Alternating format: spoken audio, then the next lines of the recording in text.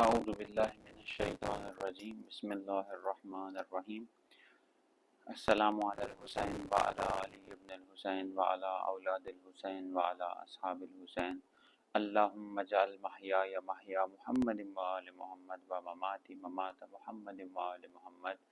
سامعین محترم، ہم بات کر رہے تھے حسینی طرز زندگی اور مہدوی معاشرے کے بارے میں، اور ہم نے پچھلے گفتگو میں یہ عرض کیا تھا کہ کس طریقے سے ہم اپنے گھرانے کو، کس طریقے سے ہم اپنی خاندان کو، کس طریقے سے ہم اس جگہ کو کہ جہاں پہ ہم زندگی گزار رہے ہیں مہدوی بنا سکتے ہیں۔ مہدوی گھرانہ یعنی وہ گھرانہ کہ جہاں پہ الہی اقدار موجود ہوں۔ مہدوی گھرانہ یعنی جہاں پہ حسینی اقدار موجود ہوں۔ مہدوی گھرانہ جہاں پر امام زمانہ کے ظہور کے لیے زمینہ سازی کی جا رہی ہو۔ مہدوی گھرانہ جہاں پر امام زمانہ کے ظہور کے لیے اپنی اولاد کو تیار کیا جا رہا ہو، خود اپنے آپ کو تیار کیا جا رہا ہو، خود اپنے گھر والوں کو تیار کیا جا رہا ہو۔ مہدوی گھرانہ وہ جگہ کہ جس مقام پر، جس جگہ پر ایسے افراد زندگی کر رہے ہیں، ایسے افراد زندگی بسر کر رہے ہیں کہ جو در حقیقت ناصرین امام زمانہ ہیں، یعنی اپنے آپ کو امام کی نصرت کے لیے آمادہ کر رہے ہیں، اپنے آپ کو اس مقدمے کے لیے آمادہ کر رہے ہیں کہ جس مقدمے کے اختتام کا نام ظہور امام زمانہ جل اللہ تعالی فرجہ الشریف ہے۔ اور یہ مہدوی گھرانہ کیوں ضروری ہے؟ اس لیے کہ یہ گھرانہ نظام امامت کے زیر سایہ زندگی بسر کرے۔ کیوں ہم اپنے گھر کو مہدوی گھرانہ بنائیں؟ اس لیے کہ مہدویت ہی انسان کی نجات ہے، مہدویت میں ہی انسان کی فلاح ہے، مہدویت میں ہی انسان کی کرامت ہے، نظام مہدویت میں ہی انسان کی عزت ہے، نظام مہدویت میں ہی انسان کا شرف ہے، نظام مہدویت اور نظام امامت کے اندر ہی زندگی بسر کرنا ہی انسان کو نجات تک لے کے جاتا ہے۔ نظام طاغوتیت انسان کو گمراہ کر دیتا ہے، نظام طاغوتیت انسان کو تباہ کر دیتا ہے، اور نظام طاغوتیت کے اندر زندگی بسر کرنے کا جو نتیجہ ہے کہ انسان خسر الدنیا والآخرہ، اس دنیا میں بھی خسارت میں ہے اور آخرت میں بھی خسارت میں ہے۔ انسان اس دنیا میں اور آخرت میں خسارت سے بچنا چاہتا ہے تو اس کے لیے ضروری ہے کہ وہ نظام مہدوی، نظام مہدویت، نظام امامت کے زیر سایہ زندگی کا بسر کرے۔ کیوں؟ اس لیے کہ نظام امامت تنہا راہ نجات، تنہا راہ سعادت انسان کے لیے ہے، اور کوئی نظام انسان کی سعادت کے لیے نہیں ہے، کیونکہ باقی تمام نظام انسان کے بنائے ہوئے ہیں، اور نظام امامت، نظام خلافت، نظام مہدویت یہ خدا کا بنایا ہوا نظام ہے، اور جو خدا کا بنایا ہوا نظام ہو اس نظام میں کبھی بھی انسان کو سوائے عزت کے اور کچھ نہیں ملتا، کبھی بھی انسان کو ذلت دیکھنا نہیں پڑتی، بلکہ اس نظام میں عزت ہے، اس نظام میں کرم ہے، اس نظام میں شرف ہے، اس نظام میں کمال ہے۔ بس انسانیت کا کمال، بشریت کا کمال جس نظام کے زیر سایہ پایا تکمیل تک جائے گا، اس نظام کا نام نظام مہدویت، نظام امامت ہے۔ ہم نے پچھلی گفتگو میں یہ عرض کیا تھا کہ مہدوی گھرانے کے لیے جس دو اساس کی ضرورت ہے، اور دو اساس کے اوپر مہدوی گھرانہ کھڑا ہوا ہے، ان میں سے پہلی اساس یہ ہے کہ اس مہدوی گھرانے کے ایک ایک فرد کے لیے ضروری ہے کہ اپنے وقت کے امام کی شناخت حاصل کرے، اپنے وقت کے امام کی معرفت حاصل کرے۔ کیوں؟ ہم آگے چل کے بتائیں گے۔ اور دوسرا یہ کہ جب آپ نے معرفت کر لی ہے تو پھر اس معرفت کا نتیجہ یہ ہے کہ یہ معرفت آپ کے عمل میں ظاہر ہو، یہ معرفت آپ کے کردار میں ظاہر ہو، یہ معرفت آپ کے گفتار میں ظاہر ہو، یہ معرفت آپ کے اعمال میں ظاہر ہو۔ یعنی پہلے آپ نے تھیوری پڑھنی ہے، اور تھیوری کے بعد جو مرحلہ پریکٹیکل کا ہے اس پریکٹیکل میں اس تھیوری کو اپلائی کرنا ہے۔ یہ دو اساس ہیں مہدوی گھرانے کے، اور پچھلی گفتگو میں ہم نے عرض کیے تھے۔ آج ہم بات کریں گے اس پہلے اساس کے بارے میں۔ پہلا اساس کون سا ہے؟ پہلا اساس یہ ہے کہ کیوں ہم مہدوی گھرانہ تشکیل دیں، اور مہدوی گھرانہ تشکیل دینے کے بعد کیوں ایک ایک فرد کو امام کی شناخت کرنی چاہیے، کیوں امام کی شناخت، امام کی معرفت ہر فرد کے لیے لازم ہے۔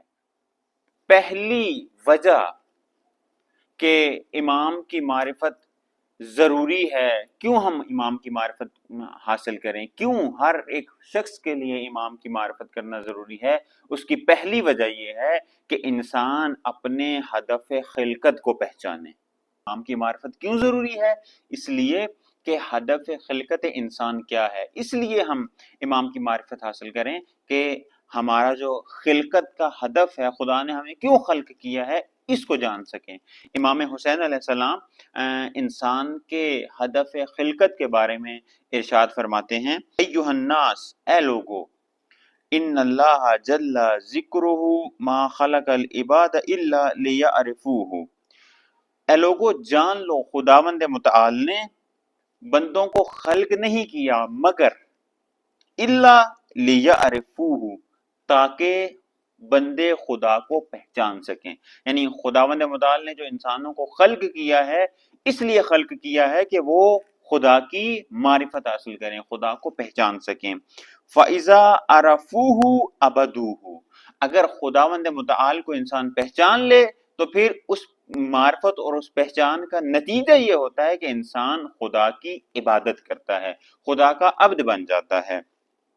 فَقَالَ لَهُ رَجُلٌ، تو ایک شخص نے امام سے فرمایا، یبن رسول اللہ بے ابی انت و امی، اے خداوند متعال کے برگزیدہ نبی کے بیٹے، میرے ماں باپ آپ پہ فدا ہوں۔ فما معرفت اللہ، خدا کی معرفت کیا ہے؟ ہم کس طرح سے خدا کی معرفت حاصل کر سکتے ہیں؟ تو امام نے فرمایا، کالا معرفت اللہ، خدا کی معرفت، معرفت اہل کل زمان امامہم الذی یجب علیہم طاعتہ، خدا کی معرفت۔ اب بہت مہم نقطہ ہے یہ، جو ہم مہدوی گھرانہ تشکیل دے رہے ہیں، اپنے گھر کو مہدوی کر رہے ہیں، اپنے گھر کے اندر مہدوی اقدار کو زندہ کرنا چاہتے ہیں، کیوں کریں اور کیوں امام وقت کے امام کی معرفت ضروری ہے؟ اس لیے کہ ہم اپنے ہدف خلقت کو پہچان سکیں۔ خداوند متعال نے انسان کا جو ہدف خلقت ہے، امام حسین علیہ السلام اپنے اس کلام میں بیان کر رہے ہیں کہ جو ہدف خلقت انسان ہے وہ کیا ہے، اس یہ کہ انسان خدا کی معرفت حاصل کرے۔ جب خدا کی معرفت حاصل کر لے گا تو وہ خدا کا عبد بن جائے گا، خدا کی اطاعت کرے گا، خدا کی پرستش کرے گا، خدا کی عبادت کرے گا۔ پھر ایک شخص نے پوچھا کہ خدا کی معرفت ہم کس طرح سے کر سکتے ہیں، اور کیا ہے خدا کی معرفت کہ ہم خدا کے عبد بن جائیں؟ تو وہاں پر امام حسین علیہ السلام یہ ارشاد فرماتے ہیں، معرفت اللہ، خدا کی معرفت، معرفت اہل کل زمان امامہم، ہر دور میں اپنے وقت کے امام کی معرفت۔ اللہ اکبر، ہر دور میں، آپ جس زمان میں ہیں، جس دور میں ہیں، جس مکان میں ہیں، اس زمان و مکان کے اندر اپنے وقت کے امام کی معرفت حاصل کریں۔ کیوں معرفت حاصل کریں؟ الذی یجب علیہم طاعتہ، کیونکہ خداوند متعال نے امام وقت کی اطاعت ہر اس شخص کے اوپر واجب قرار دی ہے کہ جو اپنے آپ کو امام کا ماننے والا کہتا ہے۔ بس ہدف خلقت انسان یہ ہے کہ امام حسین علیہ السلام کے اس قول کے مطابق انسان اپنے وقت کے امام کو پہچان کر امام کی اطاعت کرے، اور جب اپنے وقت کے امام کو پہچان لے گا، یہی خدا کی معرفت ہے۔ اور آئیں ذرا ہم قرآن سے دیکھتے ہیں کہ قرآن میں خداوند متعال نے انسان کے جو خلقت کے اہداف بیان کیے ہیں وہ کون کون سے ہیں۔ قرآن میں جو خداوند متعال نے انسان کے جو ہدف کو بیان کیا ہے تاکہ ہم پہچان سکیں کہ خداوند متعال نے جو ہمیں خلق کیا ہے وہ ہدف کیا کون کون سا ہے۔ ایک ہدف تو یہ ہے کہ اپنے وقت کے امام کی معرفت حاصل کریں، جب وقت کے امام کی معرفت حاصل کر لیں گے تو ہم خدا کی معرفت بھی ہمیں ہو جائے گی کہ خدا کیا ہے، خدا ہوتا کیا ہے، خدا کی معرفت کس طرح سے کی جائے، اور خدا کی جب شناخت حاصل ہو جائے تو انسان پھر اس کا نتیجہ یہ ہوتا ہے کہ انسان خدا کا عبد بن جاتا ہے۔ قرآن کریم کے اندر میں فہرست وار وہ آیات بیان کروں گا۔ قرآن کریم کے اندر خداوند متعال ارشاد فرماتا ہے، افا حسبتم انما خلقناکم عبثا وانکم الینا لا ترجعون۔ خداوند متعال ارشاد فرماتا ہے کہ کیا لوگ گمان کرتے ہیں کہ ہم نے ان کو فقط ایسے ہی خلق کر دیا، فضول میں خلق کر دیا، فضول میں خلق کرنے کے بعد کیا کیا، اور وہ یہ گمان کرتے ہیں وَأَنَّكُمْ إِلَيْنَا لَا تُرْجَعُونَ، اور یہ بھی گمان کرتے ہیں کہ وہ پلٹائے نہیں جائیں گے۔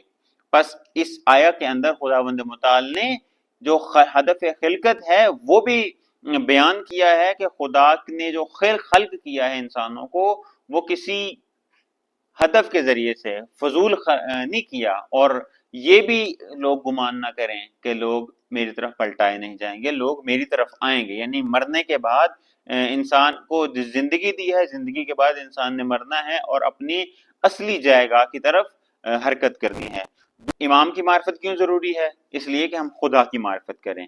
خدا کی معرفت کیوں ضروری ہے؟ تاکہ ہم عبد بن جائیں، اور قرآن میں یہی جو ہدف ہے خداوند متعال نے بیان کیا ہے، کیا ہم نے انسانوں اور جنوں کو جو خلق کیا ہے فقط اور فقط اپنی عبادت کے لیے خلق کیا ہے، یعنی خداوند متعال نے جو خلقت انسان اور جنوں کی ہے اس کا ہدف یہ ہے کہ انسان خدا کا عبد بن جائے۔ اور یہ جو خداوند متعال کے اس آیا کی جو تشریح کی ہے امام نے، وہ بھی یہی ہے کہ اگر ہم